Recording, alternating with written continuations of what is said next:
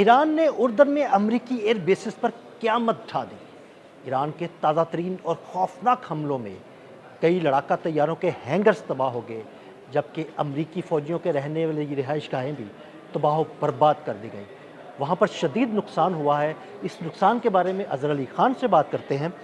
अज़हर भाई, बड़ा ही शदीद किस्म का हमला किया है ईरान ने, 2 अमरीकी एयर बेसिस पर हमला किया है उर्दन में।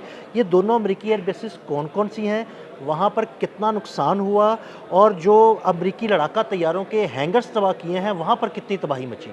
ये असल में अदील भाई 2 एयर बेसेस हैं जो बेसिकली यूएस की फ़ौज इस्तेमाल करती थी। एक है किंग फैसल बेस और एक है प्रिंस हसन बेस, और ये दोनों उर्दन में हैं।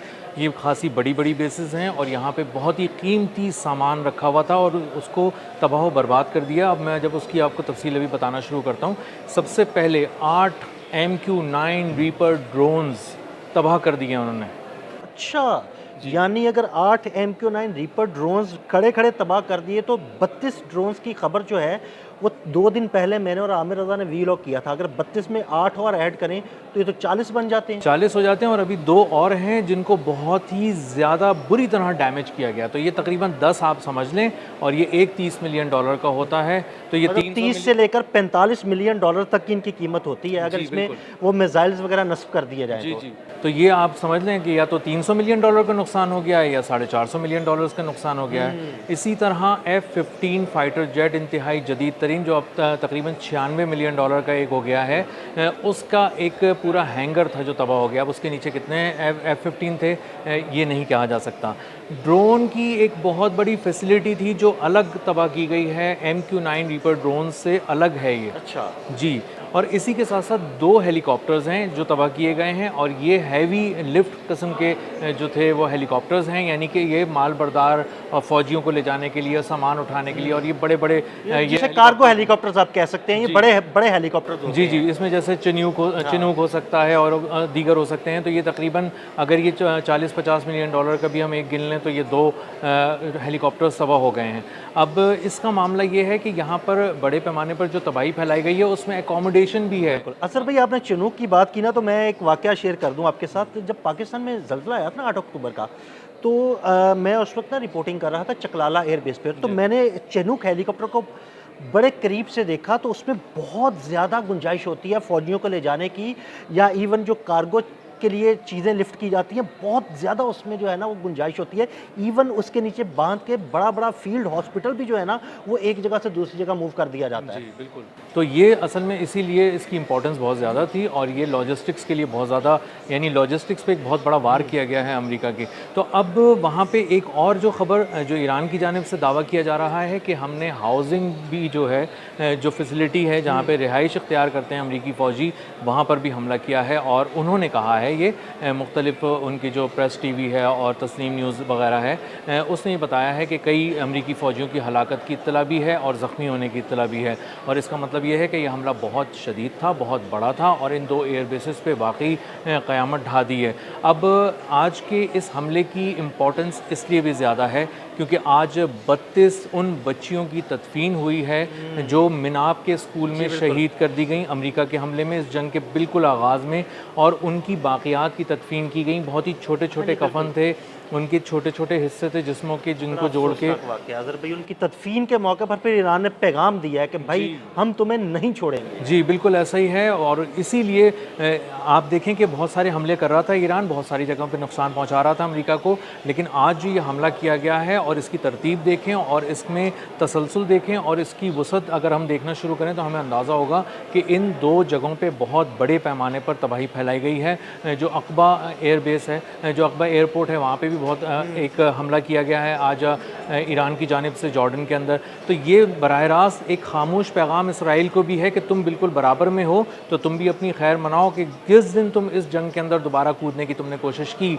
तो जॉर्डन से आगे इसराइल है और हम वहाँ तक भी पहुँच सकते हैं, और जब हम चाहें वहाँ पे तबाही मचाएंगे। और जॉर्डन पे मुसलसल हमला करने की एक बहुत बड़ी वजह ये भी है कि वहाँ पे अगर आप अमेरिका को इंतहाई कमज़ोर कर देते हैं तो इसका मतलब ये है कि इसराइल पे जो अगर हमला किया जाए या इसराइल कभी हमला करे ईरान पे, तो ईरान जब जवाब देगा ना, तो वहाँ से जॉर्डन से एक बहुत बड़ा जो रद्द अमल आ सकता था अमेरिका का, वो नहीं आ पाएगा। पहले यही होता था कि जब ईरान इसराइल पर हमला करता था तो जॉर्डन से जो है ना इंटरसेप्टर्स फायर किए जाते थे ईरानी मिसाइलों को रोकने के लिए। अब अगर जॉर्डन में ईरान तबाही मचाएगा और वहाँ पे उनके इंटरसेप्टर्स ख़त्म हो जाएंगे या तबाह बर्बाद हो जाएंगे, उनकी फ़िज़ाइया तबाह बर्बाद हो जाएगी, तो ईरानी मिसाइलों को रोकने वाला कोई नहीं होगा। जी, और इन्होंने ये एक पूरी प्लानिंग भी यही थी अमेरिका की। अमेरिका और इसराइल ने मिलकर कहा था कि हम बीच में रख के दोनों तरफ से वार करेंगे ईरान को। हम ना जॉर्डन को मजबूत करते हैं, वहाँ से इसराइल को मजबूत करते हैं, इसलिए F-16 थार्ड पैट्रियट सब यहाँ मंगवा लिए थे उन्होंने, और यहाँ से इन्होंने मजबूत करने के बाद हमले किए। तो अब अगर लोग ये हैरान हो रहे हैं कि इसराइल को क्यों छोड़ दिया है और जॉर्डन पे हमले क्यों कर रहा है ईरान बार बार और मुस्तकिल क्यों कर रहा है, तो उसकी वजह यह है कि वो दरअसल इसराइल के पाँव काट रहा है। वो दरअसल रास्ते में आने वाली हर रुकावट दूर कर रहा है ताकि जब मैं उस पर हमला करूँ तो मुझे कोई रोक ना सके। और इसीलिए जॉर्डन पे मुसलसल हमला हो रहा है। मुवाफ़िक़ सल्ती एयरबेस की तो ऐसी तैसी हो चुकी है, तहस नहस किया जा चुका है।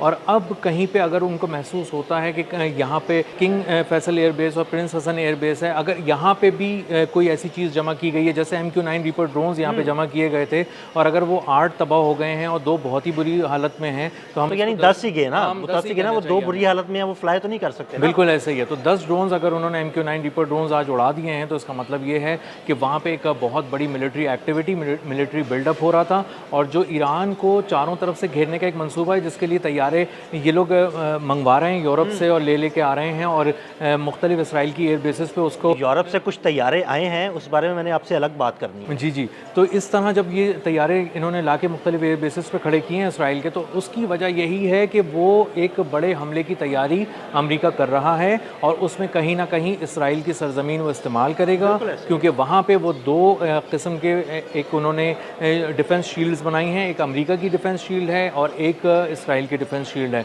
और उसको अंदाज़ा हो गया है कि वो तकरीबन 10 या 18 के करीब जो एयर बेसिस बनी हैं मशरिक़ वस्ता में, जहाँ अमेरिका अपने कदम जमाए बैठा था, मुस्तकिल तौर पे उखड़ चुके हैं। वहाँ कोई चीज़ महफूज नहीं है, या तो यूरोप भिजवा दिया गया है सामान, या फिर उठाकर इसराइल भिजवा दिया गया है। और ये भी कहा जा रहा है कि जो मशरिक़ वस्ता में अमरीकी एयर बेसिस थी, तकरीबन 20-22 जो पहले फंक्शन हुआ करती थी, अब उसमें से सिर्फ 4 या 5 जो है ना फंक्शनल रह गई हैं, बाकी सब तबाह बर्बाद हो गई। जी, और सबसे इम्पॉर्टेंट बात इसके अंदर ये भी है आदिल भाई, कि उनका कॉन्फिडेंस ख़त्म हो गया। असल में कॉन्फिडेंस छीन लिया ईरान ने अमेरिका का।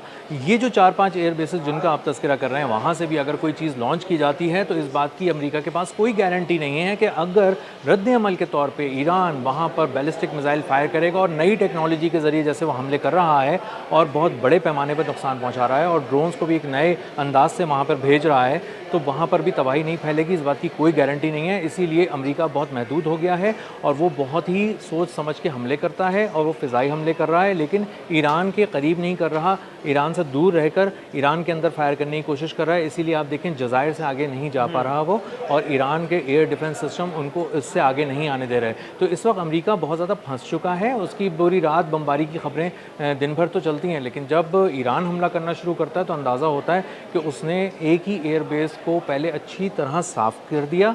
मुवाफ़िक़ सल्ती एयर बेस को जब पूरे उसके कंपोनेंट्स तोड़ दिए, उसको एक तरह से डिसमेंटल कर दिया, तो उसके बाद अब वो आ गए हैं किंग फैसल और प्रिंस हसन एयर बेस पे। तो जॉर्डन एक अलग से उसकी सफाई हो रही है, जॉर्डन में, कुवैत के अंदर अलग से हो रही है, और बहरीन में कहीं से अगर कोई ख़तरा ईरान की तरफ बढ़ सकता है तो ईरान उसको बिल्कुल अलग तरीके से डील कर रहा है। बहुत शुक्रिया अज़हर भाई। अज़हर भाई ने बड़ी तफसील के साथ उर्दन में होने वाली इस तबाही के बारे में आपको बताया। मज़ीद अपडेट्स के लिए हमें फॉलो करते रहें। अदील अहमद और अज़हर अली ख़ान को इजाज़त दीजिएगा।